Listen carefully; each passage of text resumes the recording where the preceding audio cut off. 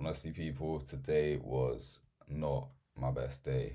As you can see, two losses, one win, fixated on shorts, and as we can see, shorts delivered. But regardless, I'm going to start off by saying perfection is not realistic, and this does not give me an alibi to the days like this where I don't make that 1% improvement. But I can't expect every single day to be good. And that's not a good thing to be thinking about, but there are those one-off days where you do make a mistake and you have that choice of getting better the next day and recupulating your streak of good habits ending. But as we all know, when the first streak ends, the second one begins. So a little recap on today. It's going to be a quick one. So going into the morning, I was bearish. I was actually mixed biases. So I was mixed biases specifically for the reason that we had taken out Asia low already, and we had London low resting. But on top of that, we had the London and Asia highs resting as well. Now, upon market open, ES went up and took out both of these, creating a high time from S&T. From here,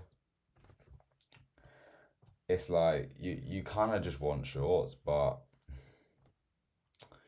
yeah, sadly, I didn't get in because I was unconfident and I ended up making my first trade down here. Now, before we get down here, we can see that I have two levels marked out. I've got London low and I've got this 4 hour for value gap. So basically, what these levels are marked out because they're obviously high time frame draws on liquidity, but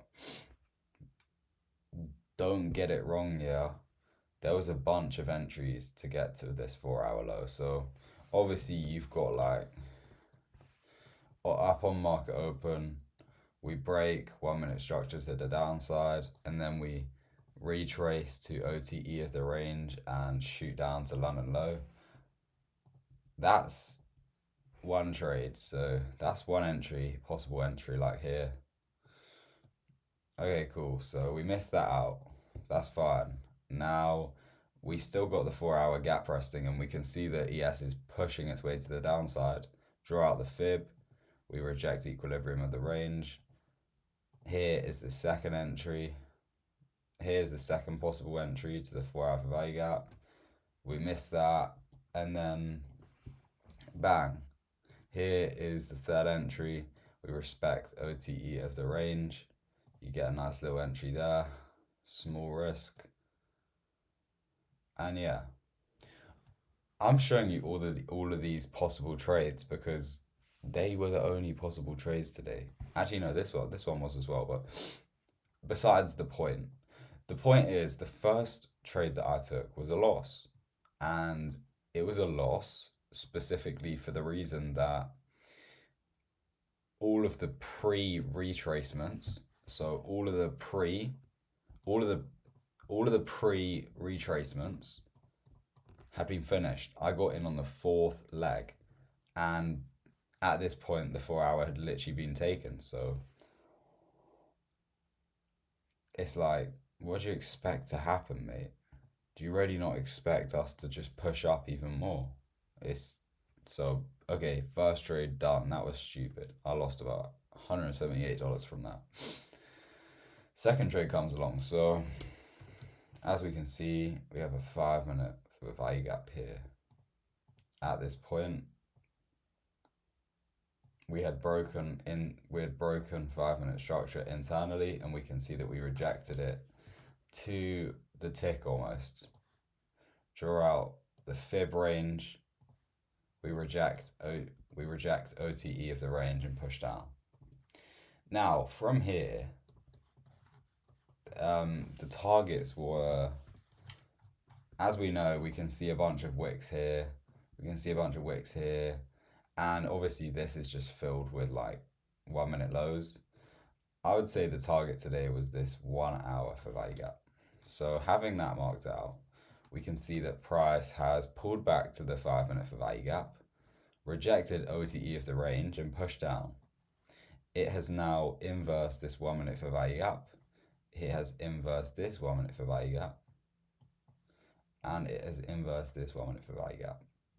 What does this tell me? This tells me that bearish order flow is getting respected. Bearish 5 minutes got respected. We've inversed all of the chance for a bullish internal leg to the upside. So cool, I see this. I go short and stops at the recent high, aiming for this low. That's like a 1 to 1.6. Cool, that gets stopped out. All right, so what do we have right here? We've got pretty sure this is an S&T. Actually, I don't know, so I'm not going to even mark it out, but regardless, we can see that we're holding this 1 minute inversion. And at this point, I was down like 500 on one account, which is the equivalent to 2.5 overall. And the profits didn't really shake my mind. It was just the fact that I was so fixated on price action working out for me that I ended up oversizing. I didn't full pot the account, but I oversized. I oversized badly, and I ended up hitting this trade for like a 0 to 0.6. So today was not good. I stepped off the markets immediately, reflected, journaled. I understand everything I did wrong today. I wasn't confident with the New York Open move. And yes, the first trade wasn't incredible. The second two were. But as we all know, shouldn't be taking 3 trades, let alone in the period of like 15 minutes. And secondly, we should not be oversizing. So today was a day of learning, and it was a day that really spoke to me and shouted at my face like, I've got to this point now. I have built up good habits to get here. I'm not going to throw them all in the bin. So yeah, that is the recap on today. It was not a great day of trading for me, but I'm going to recuperate my mental loss, and the streak starts again tomorrow, boys. I'm not failing myself now. I've got a 2K balance, which is the equivalent to being up 10K. And all that we need is 2 consistency days. I'm not hunting for the payout. I'm not going to take any setups that aren't mine. I don't care if I can try and snag like a 30 tick on one NQ contract. I don't care. I'm not doing it like that. I'm only going to enter in my setups or no setups. That is what I'm going on from now. And yeah, if you're still watching, just don't play games. I held this trade for 25 minutes and I was spazzing out the whole time. Now, all that I had to do was step back into third person perspective and understand that all of these highs getting created are just manipulation. It's just manipulation. Why are you bugging out? And it's like, I was emotionalizing the loss that I could have taken. So I've reflected and I've reviewed what has happened, and it won't be happening again.